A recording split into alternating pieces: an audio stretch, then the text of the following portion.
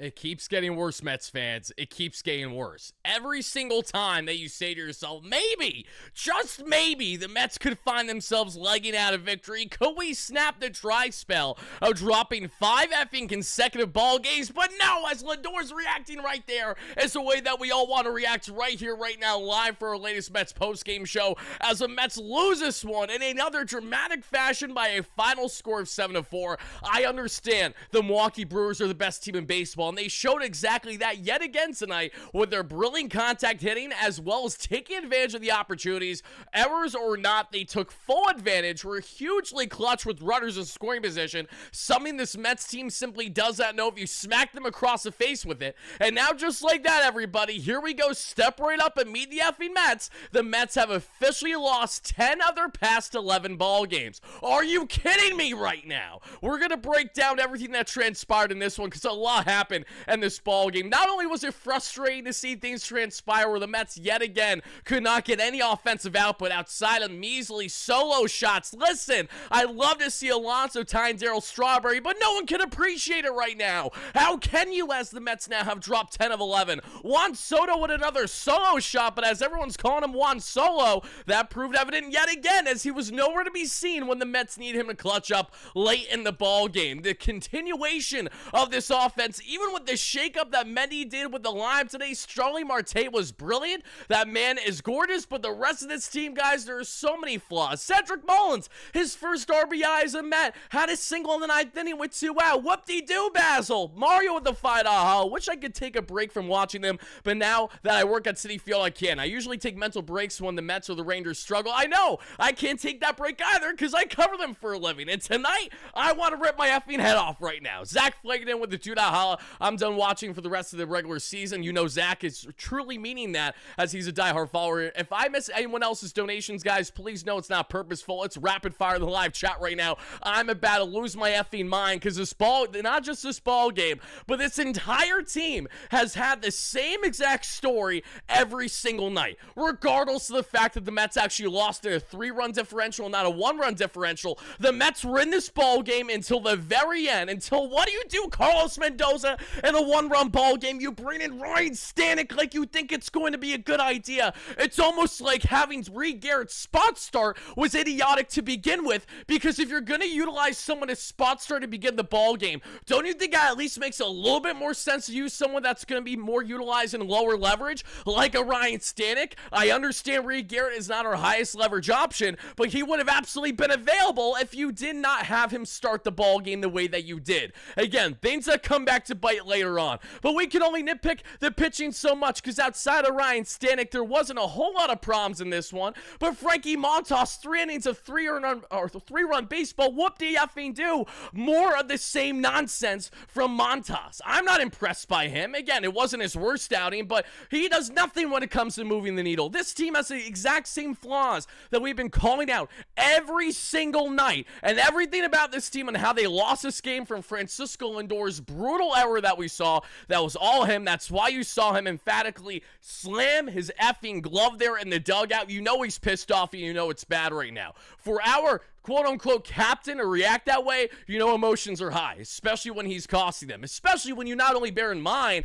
Francisco Lindor with that brutal error, but a half inning prior, he was out on a called strike 3 on a call that was easily called a ball on a previous first pitch of that at-bat against Lindor. It was also called a ball on Cedric Mullins, but step right up and meet the schmuck that is Helen Keller, aka the umpire today, and he had absolutely no effing clue what he was doing. I understand some of you guys are saying you can't take there. That was a bogus pitch to swing at if Lindor was going to. It was a full ball inside. Miss me with the nonsense that, oh, he needs to take that pitch. No, he doesn't. No, he absolutely doesn't. Maybe if we had competency from these umpires, we wouldn't have these effing issues. So, guys, a lot of breakdown in this one. The fundamental play, pardon my French, earmuffs, kiddos. I'll give you a 3, 2, 1. Ready? 3, 2, 1. Dog shit. You look at the offense, runners in scoring position, you only had what? 4 opportunities in this ball game and you made one thing happen in it. Okay, then you look at the pitching. Another day, another dollar where you lose at a spot start. You want to know the Mets record this year when it comes to spot start situations now? We have reached 5-11. But oh, step right up. David Stearns was excited to see Frankie Montas and what he could do today. We were so excited to see what this lineup could do. Malarkey, more of the same nonsense. Donnie with the $2 holla says fire Chavez. He's pissed off, understandably so. This team is betting on games or being extorted. Jonah with the $2 holla has a lot to say there. Let's go up here, guys. Again, if I miss anyone's comments, please know it's not personal. I'm trying to play catch up right now. Why you guys only talking about Soto and not Lindor? Well, Lindor did good today. We're going to get into Lindor. Don't you worry. I just went in on Lindor as a matter of fact. Thank you for the donation, though. Stanek in the 7th, brutal. It's always brutal. Ryan Stanek feels more like a DFA candidate than anything else. And I get it. Ryan Stanek goes from being one of the higher leverage options for the Mets to them being lower leverage after you make your trades for Helsley, who of course had some bad luck there, and also, you know, just the nature of the game when you're facing a really good hitter, William Contreras, that we'll get into in a second. Tyler Rogers, Gregory Soto, all these guys outside of Helsley today were obviously nails doing their thing, but then you look at Ryan Stanek, right? So, okay, maybe you give the slightest benefit of the doubt to say Ryan is not used to these higher leverage spots as of late. Maybe he's been thrown off by the bullpen configuration. Okay, but that's not my problem. All right, and the problem is that every single effing time Ryan Stanek goes out there, he's giving up runs. This is not a surprise. This has been a commonality. But I'm not here to just nitpick Ryan Stanek today. I'm here to nitpick the exact same thing that's plagued this team all season long, and it's their incompetence with offense. If you take away their solo shots, which we know the Mets have done how many times this year with hitting solo bombs left, right, and center, but there's nothing else to show why, because they have no effing clue how to situationally hit if it meant actually saving their life. All they need to do was go ahead and grab that life raft, and instead they will find themselves drowning. That is the story of the Mets and their offense this year. There is nothing to be overly encouraged by, even with all the analytics and metrics to tell you that the Mets team should be a top 10, let alone maybe at times a top 5 team in offense. It's so Jekyll and Hyde, and look at this team losing 10 of 11.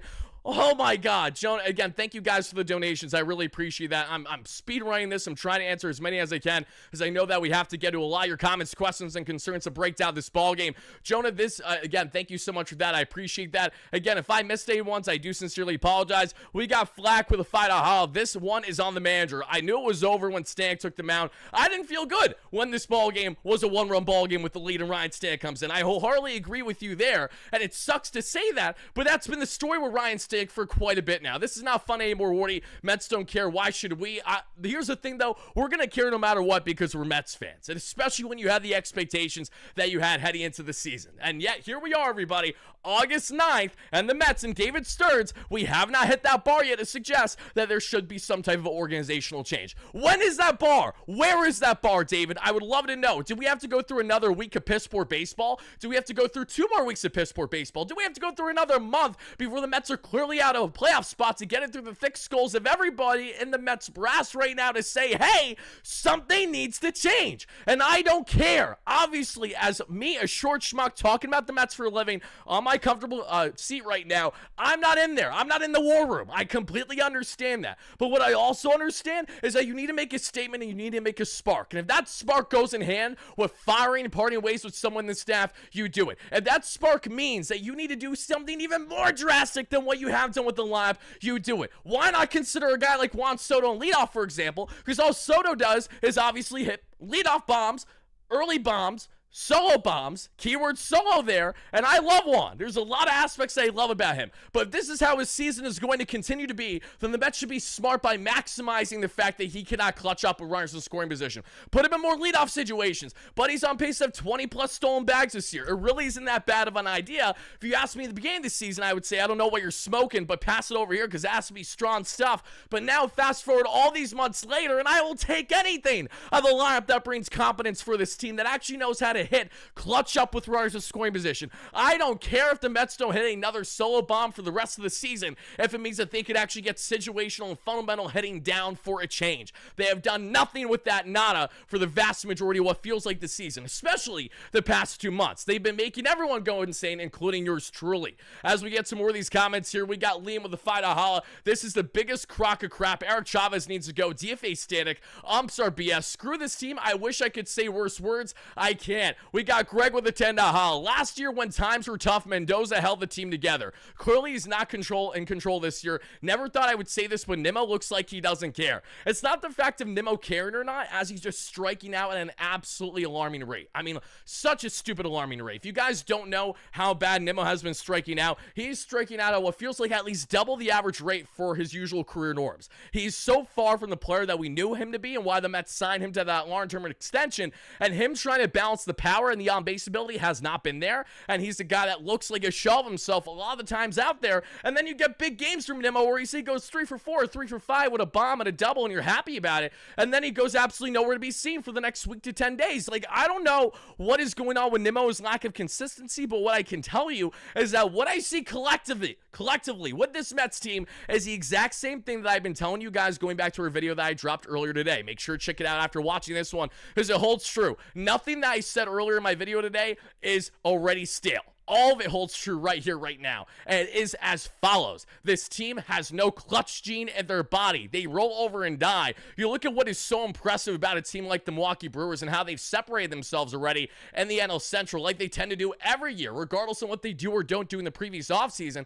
What they have done brilliantly this year is have that never say die mentality. They are scrappy as all hell. They have the highest team batting average in all baseball entering today's game, and on top of it, they know how to clutch up with runners in scoring position. Their runner and scoring position numbers are amongst the best in baseball. You know how envious I am of that? If you would have told me that after the Mets took care of business against the Milwaukee Brewers in Milwaukee in the wild card last year, that we would fast forward to getting to this summer, that the Mets would be looking up to a team like the Brewers and how to actually play good situational fundamental baseball, I would have said, I got a bridge to sell you. But right now, I'm looking like the schmuck, obviously, in hindsight, because this team does not have it. They have all the pieces, they have all the core pieces to suggest that they should be better than what they are. Yet every single night, they find new, different, creative, and absolutely brutal ways to lose, headlined by Francisco Lindor's brutal error that screwed Frankie Montas to a degree, needing to have Frankie Montas because you can't consider him a normal starter for you anymore, Ryan Stanton coming in a one-run ball game, some absolutely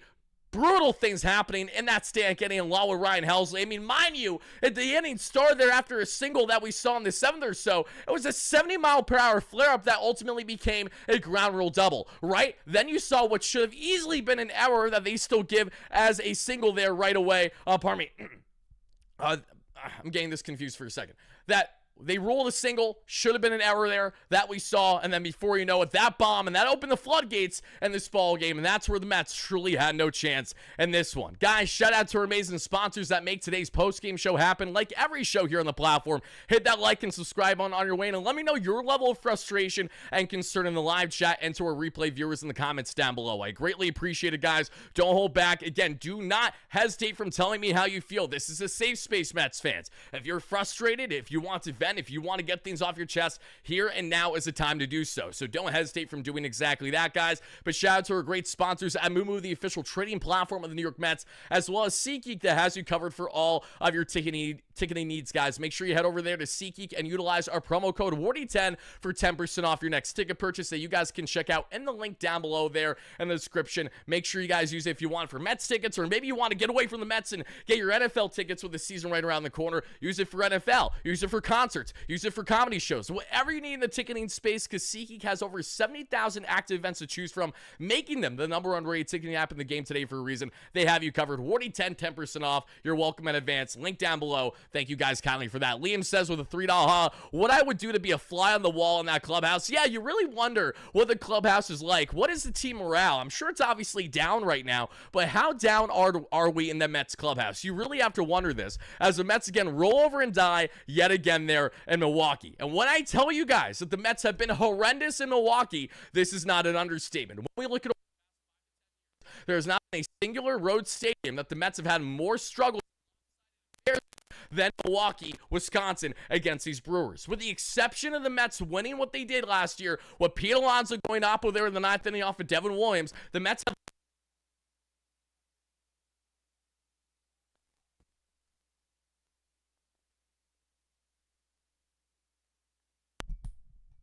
check.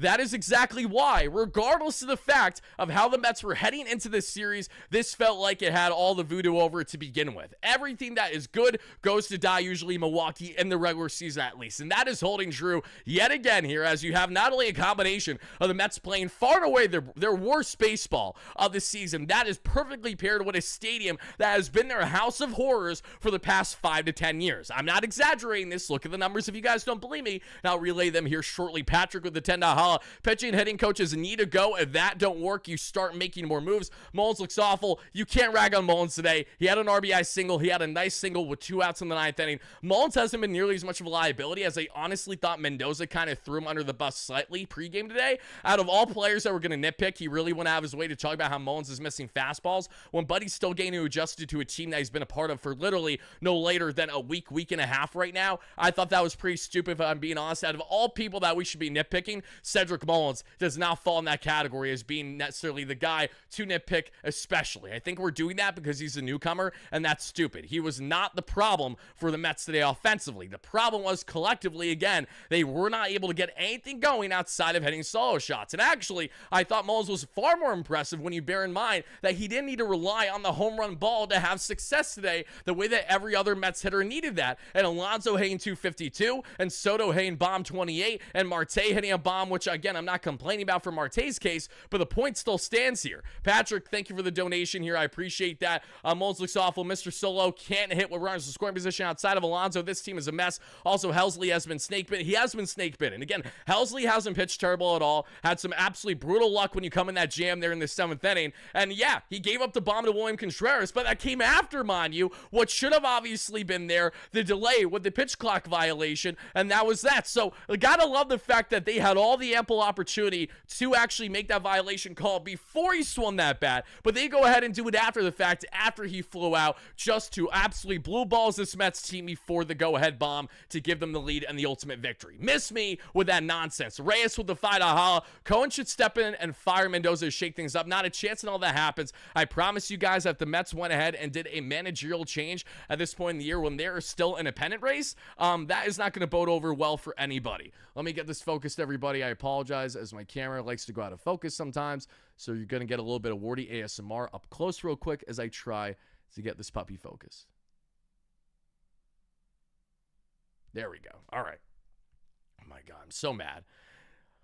Oh, Carlos Mendoza just said he didn't know there was a pitch clock violation until after the pitch. That's when I went out there to make sure. Alvy said, yeah, he called it before it happened. So apparently Alvy called it before it happened, but it would have been great if we knew that, the surrounding cast, including everyone else that was taking part of this game, before they had to go ahead and call it after the fact. So yeah, guys, we're not happy to break down this ball game. We're going to go ahead and rapid fire break it down soon because you need to understand the details of the context of this loss and everything in between. But guys, just take a quick look here on the pitching end, right? Because when we take a look at the pitching end, everybody, it is as follows. In the pitching right now, Reed Garrett again did his job early, but I did not love Reed Garrett starting this game. And it had far more to do with taking him away from potential opportunity later on in the ball game than anything else. I understood it conceptually heading into this one. I didn't think it was the end of the world, but I knew that that was something that could come back to bite. And of course, it absolutely did, as Ryan Stanek was utilizing the spot that Reed Garrett could have been. And granted, Garrett, who knows how his results were going to be there? We're never going to know now, but it's wishful thinking when you consider Stanek is yet again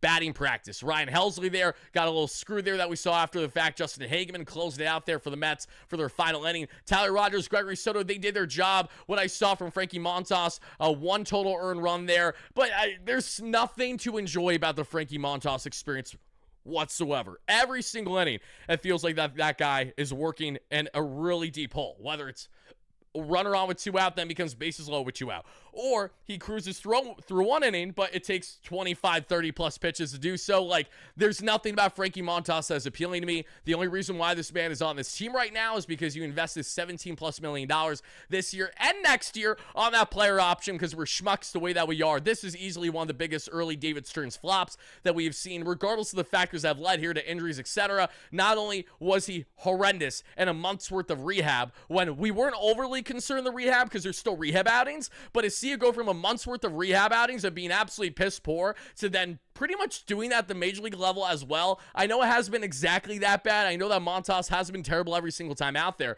but the commonality with Frankie's right in hand with Clay Holmes, right in hand with Kodai Senga over the past month, and these are all guys that provide you zero length whatsoever and are putting up batting practice at times, and Montas has done that better than most that we have seen this point. And of course the Phillies won, because why wouldn't they? Jacob deGrom couldn't get the job done for the Mets here when they need him to step up most against the Phillies, as the Phillies go on to take down the Texas Rangers. And the Mets were already 3.5 games out of first place. Now they're at least 4 to 4.5. What do you have to know, everybody? If you're wondering, how did a Mets team go from 21 games above 500 this year to now find themselves nipping out of the heels just to stay in a postseason spot? That's what happens when you have this thing called complacency from the front office down, that thinks that, okay, because the analytics are telling us that the numbers aren't much different from us being 21 games above 500 to being on a little bit of a losing stretch, that, okay, let's sit on our hands and not do anything organizationally that's really going to make a change. It's not going to be until it's too little too late for this team, in my humble opinion, with the route that we are going, unless Stearns wakes the hell up and does something of significance and fast. I know you're saying to yourself, Wardy,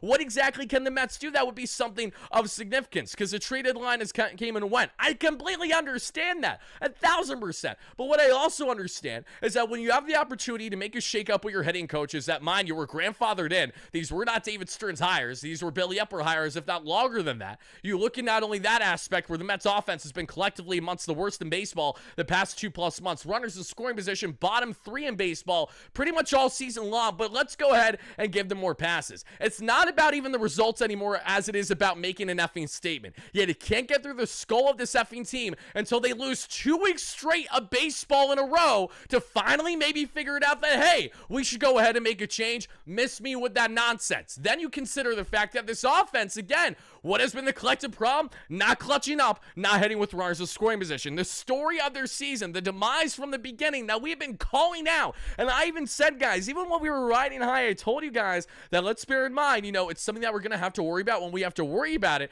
But the Mets are exceeding their expectations with pitching. It's masking their hitting woes. And when the pitching comes down, we're probably going to see things unravel a bit from there. But little did we think or know, at least to some, that would unravel to the point of now being in an absolutely brutal spot, whereas where you were 2 months ago wasn't necessarily the case. As we take a look at the wild card standings right now, everybody, the Mets have a 2.5 game lead on the Cincinnati Reds for that third wild card at 63 and 54. We have the San Diego Padres a 1.5 games on the Mets right now. The Chicago Cubs are 4 games up on the Mets there in the wild card, and the Phillies, the Brewers, and the Dodgers. Again, I understand the Brewers are the best team in baseball. I didn't think it was going to be easy pickings heading into this series to actually get a series victory, but by God, the Mets just continue to find gorgeous ways to lose every single time, worse than previously.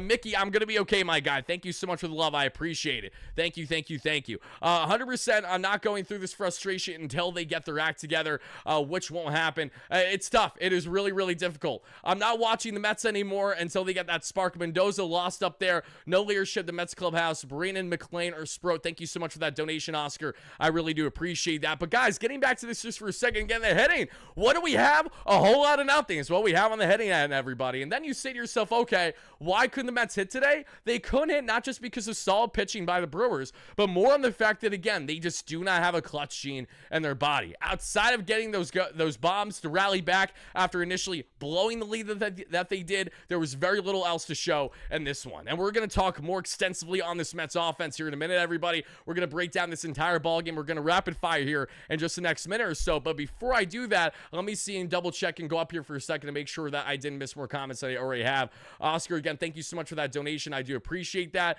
Let me go up here and let's see. We got another donation. Liam, maybe I'm being dramatic, but Stearns needs to go. You are being dramatic. We aren't at that point yet. And the last thing you're going to see is Steve Cohen go ahead and part ways with David Stearns this prematurely.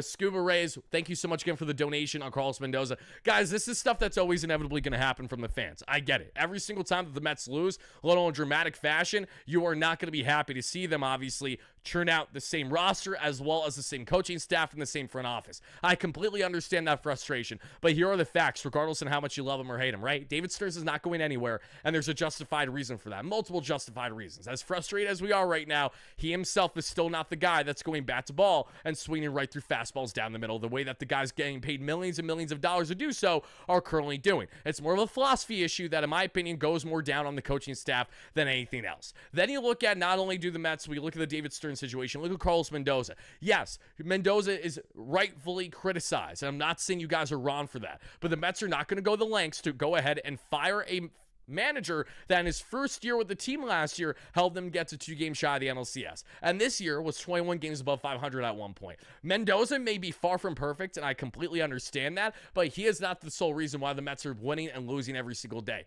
It comes down to the core group. But where we have a problem, and where I especially continue to emphasize the hitting coaches, is because when you have a philosophical issue that you could clearly tell with your offense and your approach, yes, Carlos Mendoza, his job is to try to get a fire under this team's ass. And I don't know what he's saying or lack thereof in the clubhouse that clearly isn't working right now. But what I can tell you is that when you have a hitting staff on the front of Chavez and Barnes that have been collectively this bad for this long, and all the numbers have suggested that, don't you think it at least makes a sliver of sense to consider parting ways with them? Yet, as we speak right now, there's nothing to insinuate that that's going to happen in the near future. And I don't have an ill will with these guys. I know Eric Chavez and Jeremy Barnes probably hate me to death. I'm sure they probably have come across the concept. I'm sure they think I'm an absolute idiot that has no clue what they're talking about. And that's fine that they can feel that way. But when they are inevitably parted with by the Mets, either in season this year or this offseason, barring changes that the Mets go ahead and get farther than what they did last year, which again, we don't feel all that confident happening right now. Barring those things, I'll just have to see it to believe it, okay? AJ with a $2 house, send Ronnie down, Brain, Sproat, Acuna, and McLean. Here's what I would say. Ronnie, I think, has the potential to give you more flash and flair right now than Brett Beatty. So if that's the case, why not go ahead and send Beatty down? But here's the problem as well. Beatty, who's not known for his errors, but has had a handful of them the past month and a half. Ronnie Mauricio, too, has been a liability that we have seen. And absolutely his error was big. I talked about that briefly earlier. The errors have been costly for this team. Lindor's, obviously, to start this ball game was brutal. Ronnie didn't officially get one, even though that we can all agree there that absolutely should have happened. Let's see, going down the list here for a second. We got another $10 haul. My guy, Stearns needs to wake up. I don't know if he's not... I know he's not leaving. I understand his reluctance to promote top prospects who are clearly ready. I also agree that Eric Chavez and Barnes need to go. Chavez is toxic. And again, I don't know Chavez personally. What I know is what has been relayed throughout the industry is what we see with the eye test, looking at the numbers, seeing his remarks, and how they're so contrasting from other Mets hitting coaches in the organization, especially in AAA, when we talk about the Alvarez situation, among other things, everybody. Your whole team is a problem. It is collectively. There's no denying that. When it's more than one problem, it's a problem. But here's a greater problem. The main problem for this core group is the core group. It's the fact of what we've been talking about going back to the start of the season and that series loss against Houston and the first effing series of the year, everybody. It's exhausting to talk about and repeat the same thing over and over and over again. Yeah, here we are doing exactly that, guys. So before we break down this ball game, because we're going to rapid fire and get into all that just here in a second, everybody, I'm double checking to make sure that I don't miss anything. Oh my goodness gracious. Guys, and listen to this. Shout out to my guy Jolly Olive because he tweeted this a second ago. On June 24th, the Braves were 37-41 playing the Mets at Citi Field. Excluding today, they're 11-26 since then with 9 series losses and 11 sets total. Guess who they play next? Step right up and meet the Mets. That's a great point as well. It's not going to be, you already know how this is going to go. This is going to right the ship. Of course it is. When we look at the Mets struggles as well, everybody, look at them over the past month and a half, right? One of the worst stretches of baseball. The Mets have the 3rd worst record in baseball going back to June 13th. That's 2 full months of playing incompetent. 2 full months. Yet we still sit here yapping and complaining about the exact same problems that have plagued this team that it was 2 months ago to present day with nothing changing about it. So, I hate to repeat myself, everybody, but that's exactly what we're going to find ourselves doing here in just a second, breaking down the ball game. Billy with the $2 holla, just shocking on the way this is crashing down. It's horrendous. It is all-time bad. I mean, we're getting fans out here getting 2007 PTSD, and I don't blame them just in the sense of how much the ship is quickly free-falling. The Mets, again, were 21 games above 500 at one point this year. Now, as we currently speak, they're 9 games above 500. They're officially below 10 games above 500. They're 63-54 where they're 4.5 effing games out of first to the Phillies. Can they still crawl back in first? Yes. We've seen the Phillies be very streaky this year, the way that the Mets have as well. But what about this team gives you confidence that they're going to go ahead and dig out of this latest run? We're just going to have to see to believe it, because there's really no other way to fathom that possibility coming to fruition. Dylan with the $5 holla. Send down Beatty and bring up Acuna for his speed and defense. I love Acuna for his flashes, and I'm not saying you're terrible for thinking that way. I just don't know exactly how much of a needle mover a guy like Acuna is going to be. But that's what happens when you don't really have many other in-house options, because you're not going to consider Jet Williams right now. You're not going to consider Carson Bench. That is not the David Stearns MO to do. So what do you think of? You think of the next best option in AAA, and it's Luis Angel Acuna. Beatty doesn't have as much of a flair on the base pass, as well as obviously what he can do at times defensively. When Beatty's right, he's very good. Acuna, though, is more than fine defensively, as well as what you're getting with the base running. Those are guys that can be X factors for you if you utilize them. But knowing Mendy, knowing what the trend this baseball team has been, it feels like they would do anything but. It feels like that they would just let him rot on the bench, even when he would save a hot streak, maybe get a little hot, and then he's not going to be starting for the next 2 days. I also don't understand the Gelbs. Hey, appreciate the donation. It really goes in direct hand with the Mets not playing well. If the Mets were on a heater right now, there would be a lack of hate on Steve Gelbs. I will say this, though. I'm personally not a lover of Steve in the booth at all. I think the Mets could do a better job on that front. I understand it's SNY, not the Mets, and SNY is doing this because Gelbs already works with them as their field reporter. It makes a lot more sense for them to have him as a fill-in versus having to go and get someone else externally, not just for dollars, but just for obvious reasons. They're trying to make Gelbs be that future guy for them. Again, I personally am not a lover of Gelbs with his calls. I get a little confused at times as to why he feels so conservative to wait until after the play clearly happened to make the call. He says these corners are hard to understand, and I get the dimensions aren't great, but I feel like as a baseball fan, you also completely understand a lot of the times when a baseball is made contact, relatively what's going to happen along with it. You will very rarely will you catch me at Citi Field reacting to a fly ball that ended up not being a home run, because a lot of the times I don't react because I know that they fall short on the warning track. Understanding the wind, understanding the dimensions, understanding it's more of a hitter's park, the way that Milwaukee is not a pitcher's park but is a hitter's park, and the pitcher's park is what I meant to say there about Citi Field. So yeah, I don't agree with all the criticism with Steve. I don't have a personal ill will against him. He's not my cup of tea when it comes to broadcasting. That's okay. Not many are. I'm kind of nitpicky about that. When you're spoiled with Gary, Keith, and Ron, it's really hard to beat that, in my opinion. So when you have someone step in that also is very foreign to doing broadcasting outside of his recent usage with SNY, I can understand those criticisms to a degree. I don't think the guy's horrendous, but I don't love him either. Casey with a $5 holla. Those who don't learn from history are doomed to repeat it. This is true. 2023, we will find it. I'll get better. Too much talent. 2025, same exact thing. I disagree. This team in comparison to 2025 this is such a deeper team than the 2025 roster. And the Mets were also not relying on the rotation being grizzled veterans that always came down to health. What it is now is a rotation that's lacking length in large part because of, again, outside of David Pearson, there just has not been that consistency there. Thank you so much for that donation, though, Casey. I really do appreciate it. But all right, guys, enough of me yapping. I mean, I'm going to continue to yap, but let's go ahead and let's get into this one. Mets missed the postseason. The Braves fan would love that, so that way that you're not alone there and we can hang out in Cancun together. But I hope that that is not the case. I would like to have another playoff run, but right now it is not feeling all that great to talk about our Metsies, because right now they look horrendous, finding new ways to lose on a nightly basis.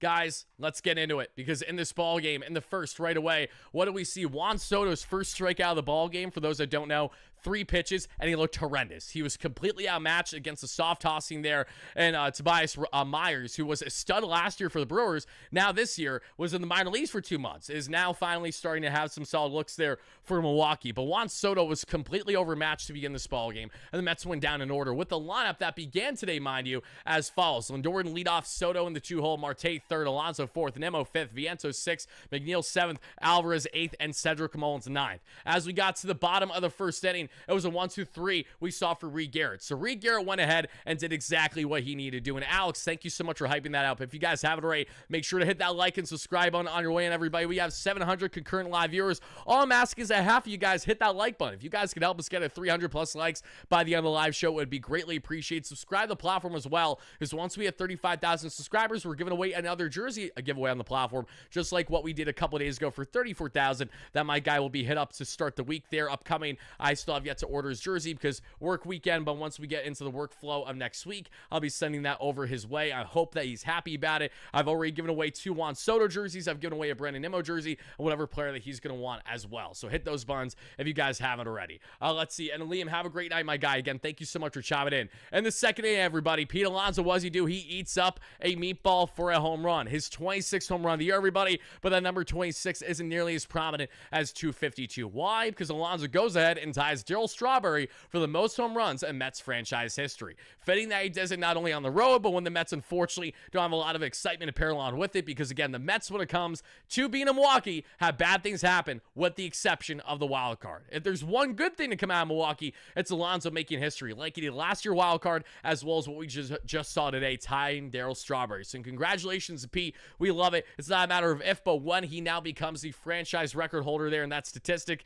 and he may be in that record holding position by a good amount if he stays long-term with the Mets beyond this season. But Alonso makes it a 1-0 Mets lead in this one. Then Alvarez gets on with a 2-out walk, a 2-out single. Cedric Mullins then with a walk, and Francisco Lindor has himself a key opportunity with bases loaded, mind you, and he strikes out. And he strikes out not as much because of him, but because of a schmuck umpire that went ahead and gave a called strike 3 on a pitch that was clearly not an effing strike. And I'm going to go ahead and show you guys that right here, right now, in case you guys don't believe me, because this is just ridiculous. I'm so fed up with these just inexcusable calls every single day by piss poor officiating. Yeah, here we are talking about it exactly yet again. Let's go ahead and let's show you guys exactly what Wardy's yapping about here. Let's minimize this, and you guys can see it along with me. Look at this, guys. Look at this shit show that you're going to call a strike 3. So, mind you, strike 1 is upstairs inside of Lindor. Okay. Then, that's ball 1. Strike 1, we would see for Lindor would be fouled off. All right, pitch 2 is going to be called strike outside corner. Good job there.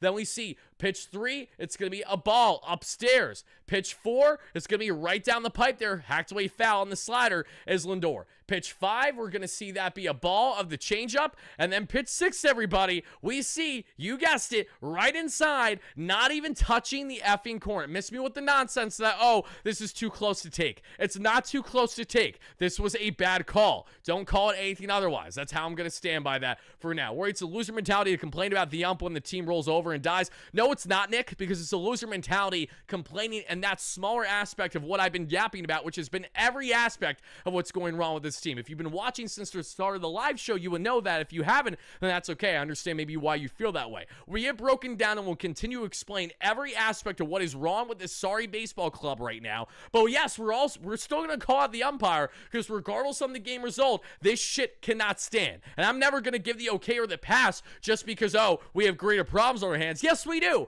But we're going to spend far more time talking about that than a strike call. See how I just went on a tangent that wouldn't have happened? That comment wasn't made. Yeah, here we are. As we get to the bottom of the second, though, everybody, Mets are already up 1-0, mind you. We would then see Andrew Vaughn with a 1-out single facing Frankie Montas. Surprise, surprise there. You see Frankie Montas give up contact right away. Then Blake Perkins gets on with a single, because why wouldn't he, everybody? So Blake Perkins right away gets on with the single there, and there's 2 on, less than 2 away for Frankie Montas. Bryce Drain flies out. We just need one more effing out in this inning, and the Mets can get out of this one unscathed. But of course, God forbid, that can't happen. Frankie Montas walks Anthony Siegler to load the bases for Joey Ortiz, in which Joey Ortiz then makes it a 2-1 Milwaukee Brewers lead in the worst way possible. Not only does Frankie Montas allow a ball to get in play, but on top of that, we would see Francisco Lindor botch what was such an easy play. He knew it from the start. That's exactly why you saw Lindor go ahead in the highlights that you see beside me, throw and drill his glove there in the dugout because of how pissed off he is. I can't blame him at all for feeling that way. I just started watching. That's okay, Nick. We have been talking from the start because we're roughly 40 minutes in the show already. Every aspect of the club when it comes to what's going wrong with them, we have been breaking down. I promise you, we have been doing everything on that front every single day for the past how many weeks now, it feels, of the same exact story, of the same exact nonsense of everything that continues to go wrong with this effing baseball club. As we continue on, it's a 2-1 Brewers lead because of that damn error. Then we would see a half inning later, star-studded Starling Marte goes opposite field for his second home run in as many days. Home run number 6 for number 6 there in Marte, and that ties the ball game 2-2. Afterwards, the Mets do nothing. Brandon Nimmo is a surprise to absolutely nobody, strikes out, and that does it for the inning. Nimmo and striking out are like cheese and wine because they've been pairing so well and so effing often together, as much as it pains me to say. In the bottom of the third, we would see William Contreras with a one-out walk. Then a wild pitch there by Montas allows Contreras to get to second base. Then we would see a Yelich strikeout and then a ground out by Vaughn. Thankfully, Montas does not allow a run, at least there in the third. We find ourselves in the fourth inning, guys. In the fourth, what happens? We see Jeff McNeil get on with his 12th double of the year there. Alvarez on with a walk. There's 2 on, 1 away there. Aaron Ashby comes in then to face Cedric Mullins, and those idiots really thought it would be a good idea to bring in the lefty to face Cedric Mullins. They didn't look at the splits, and that's okay. We're going to appreciate that. Cedric Mullins, who eats lefties up for breakfast, one of the best Mets hitters in their lineup in lefty-lefty situations. He goes ahead and pulls himself a huge single to give the Mets the 3-2 lead at the time. Cedric Mullins records his first RBI as a New York Met. Congratulations, Ceddy. Unfortunately, that came in the loss in the end. And then we would see Francisco Lindor ground into any double play again, because when it gets bad, it gets worse for Lindor. What was a terrible game for him, both offensively and defensively. Oscar with a 2-dot holla. Once I saw Stick, I knew this game was over for us. Yeah, you weren't feeling good when Stan came in a 1-run ball game. We all 100% agree there. Thank you for the donation. In the bottom of the fourth there, Bryce Train, everybody, rips himself a bomb, because of course he does. A little slide piece that appeared to be down and in there on terrain, and he absolutely demolished that baseball. It's a tie ball game, 3-3. It's his second home run in as many days or so for Train, if I'm not mistaken. Maybe it was someone else yesterday. Regardless, it is a tied 3-3 ball game because the solo shots continue to prevail the same way half inning later as the Mets do usually when they win, but they're not even winning now, so that's a bigger problem. Usually when the Mets win ball games, they respond by responding a half inning to a full inning after losing the lead or finding themselves in a deficit. We saw that happen today, but how we got here versus how the ball game ended are two different discussions, because Juan Soto goes ahead and he rips himself a leadoff bomb in the inning there in the bottom of the fourth, top of the fifth, for his 28th home run this season. Most home runs on the Mets currently. And now the Mets are up 4-3 just like that. Soto with 3 home runs in 3 consecutive days. What do those home runs all have in common? They're all solo shots. What does Soto not have over this 3-day stretch? A hit with runners in scoring position. Color me shocked. And again, I shouldn't be ragging on Soto too much. At least he's providing some offense. Everyone else really isn't for the most part, but it's frustrating when you have a $765 million man and he is not the guy that you need him to be in the clutch, high leverage situations. Far from it. But there, gave the Mets the lead initially 4-3, and the Mets roll over afterwards, where again, you guessed it, Brandon Nimmo strikes out to end the effing inning. In the bottom of the fifth, Gregory Soto comes in and he cleans house easy. Sal Frelick, Isaac Collins, William Contreras, get your asses out of here. We head to the sixth. In the sixth, Shelby Miller comes in, and the Mets, what do we see happen? We see Alvarez strike out swinging, and then he eventually, thankfully, got to first there because of the wild pitch there by Shelby Miller, so we're not complaining about that. But then Cedric Mullins will ground into the force out, and that does it there for the inning, because we would see Alvarez out at second base. Guys, as we then get to the bottom of the sixth inning there, Ryan Mauricio will come in for Mark Vientos. Not like it would help all that much defensively, but he comes in, and then it's a 1-2-3 there for the Mets as they would get Tyler Rogers to cruise between Christian Yelich, Andrew Vaughn, and Blake Perkins. Setting the stage for the seventh inning. We're in the seventh inning, everybody. We would see for the Mets, Lindor strikes out swinging. Then we see Soto get on with a one-out walk. Marte flies out, and Alonso grounds out. So the Mets do nothing there while they still had a 1-0 lead. A 1-0 lead quickly comes to an end here in the bottom of the seventh inning. Why? Ryan Stanek is why, everybody. Ryan Stanek comes in, and he gives up a single right away there that we see to Bryce Terrain. And that single is frustrating because this unravelment of an inning was ridiculous. Because after the Terrain single, we again see a 70-mile effing per hour double, ground roll double by Joey Ortiz, his 15th double of the year there, and that has a runner at second and third with less than 2 away. All they need is a ground out to tie the ball game, and the Brewers, known for their very good contacted situational hitting, do exactly that. A ground out by Sal Frelick makes it a 4-4 tied ball game. After Sal Frelick does that, it is the end of the line here for Ryan Stanek. A whole lot of useless and a whole lot of nothing is Ryan, and here comes Ryan Helsley. What happens with Ryan Helsley, everybody? Helsley comes in. They give Isaac Collins a single there, obviously, even though we all know and agree that was the error there in the Mets infield. Regardless, that makes it 5-4 Brewers. And then after it's 5-4 Brewers with the lead, William Contreras has a flyout that they decide to call back because no, guys, the pitch clock violation. I know we were supposed to call it before he made contact, but we got to call it after the fact. Why? Because step right up and screw the effing Mets. Because right afterwards, William Contreras takes some high heat out of here. It's blast off. It's his 10th home run of the year, and the Brewers open the floodgates in this ball game as Helsley again through 99 upstairs, mind you, but that would be, again, 100 miles per hour upstairs, not even 99. It was literally 100 miles per hour upstairs, and Contreras just turned on it. Very good hitting by Contreras, terrible if you're a Mets fan. That goes roughly 400 feet. That makes it a 7-4 Milwaukee Brewers lead, and they would go on to win by a final score of 7-4. The Mets roll over Abner Uribe in the 8th inning. Of course, the Mets aren't going to get a hit. They strike out an order from Nimmo to Mauricio to McNeil, because why wouldn't they? In the bottom of the 8th, we would see the Mets get a 1-2-3 from Justin Hageman. Then the 9th, Cedric Mullins, he gets himself a 1-out single. Lindor strikes out Sweeney, and Juan Soto would strike out Sweeney. Very fitting, and that is how the Mets go on to lose now 10 of their past 11 effing ball games. If you guys can't tell, I'm really not happy about talking about Mets baseball right now. I got to go ahead and make a quick reaction video and edit and chop up for Bleacher Report after this. I'm not looking forward to that either. You know, I get it. I'm very grateful that I get to cover my favorite team for a living. It's something that I definitely am not only grateful for, but it's really humbling every single time I get to interact with you guys in person, especially. But my God, it's days like today, it's nights like today, and it's weeks like this week that really just make things so much more difficult than they need to be. It gets so tough at times covering this team because you live and die with them, and I certainly live and die with them. I've been absolutely locked in with this team every single day, especially since I started covering them entering the 2021 season. I haven't missed an effing beat. And it's just disgusting. I'm so sick and tired of talking about the exact same shit and trying to spin it a different way for you guys when it's still the exact same shit, pardon my French. And that's why the profanity's kicking out right now. And that's why you're not getting all nice, you know, little collared Wardy the way that you saw in the New York Post studios in Manhattan a couple days ago. But instead, now you're getting Wardy unhinged and looking like a schmuck to the average fan that maybe doesn't know me. And I'm sorry for that. It's really hard to hold back my frustration and hold back my emotions when I live and die with this team, and I am up late every single night because of this team. So the least this damn team could do for your guy Wardy, the same way that they could certainly do it for every single one of you guys watching live on a replay right now, is step the hell up and show that they actually give a damn. I know that they do, but the results have not followed, and things are getting from bad to worse fast, and you have to make sure that you don't dig yourself too damn deep of a hole to get out of. And I know what you might say, Wardy, the Mets got themselves out of an 11-game hole last year, below 500. They can handle anything. They can't handle anything because that team last year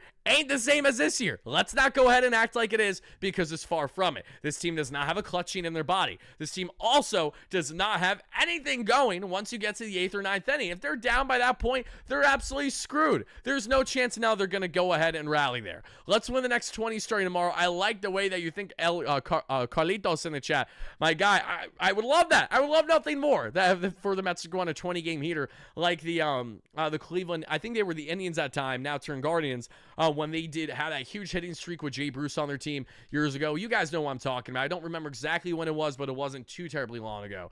The Steve Gelb slander is continuing big time tonight. You guys have some bones to pick. Again, that's your problem to handle. You know, like I said, that I got no personal ill will with Steve. I don't love his broadcasting. I know I'm not the only one that feels that way, but that's all I really have to say about that. Hey, Wardy, my son is sitting in the corner holding his ears closed, distraught over hearing your dangerous profanity. Please do better for the kids watching. Yes, Unhinged Patrick, who you guys, if you check out his YouTube channel right now, may or may not have segments of himself yelling F-bombs as Juan Soto signed with the New York Mets this past offseason.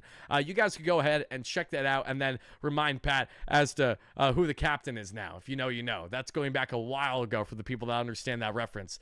Pat, love you, baby. Happy to have you in the chat as always. Pat, I know you need entertainment here because your Yanks have been just as bad as the Mets. Step right up and meet effing New York baseball, baby. Mets, Yanks are so bad right now. You're even having Yankees legends going out of their way and rupturing their effing Achilles, the way that we just saw happen with Mariano Rivera after finally making contact with a baseball as a pitcher there in their old timers game today. Just brutal. I mean, it has been absolutely brutal there. You hate to see it. Like, seriously, that was insane when you saw that. Haven't heard the jingle in so long. RZ, I don't even remember what the jingle is. That's how bad the dumps are getting right now on that front. That is how bad things are getting. And I'm half joking as I say that, obviously, too, guys. Put the kids to bed. We need Wardy ranting. I know, exactly. See, JoJo's like, put your damn kids to bed. Don't worry about what he's saying. Love that. Love you, JoJo. Thank you for being a great member in here. PB, as always, great member. Thank you so much for being here. NYM 348. Stearns is not getting fired. He's 100% not getting fired. I wholeheartedly agree. And Stearns is not a guy that we should say, oh my God, he's a major problem. We're just watching in real time some of Stearns' decisions not working out for this baseball club. Both things can be true at the same time. That's okay. Or to beat Red again, can't believe same guys as last year in the parade. It sucks. It really does. It really, really does.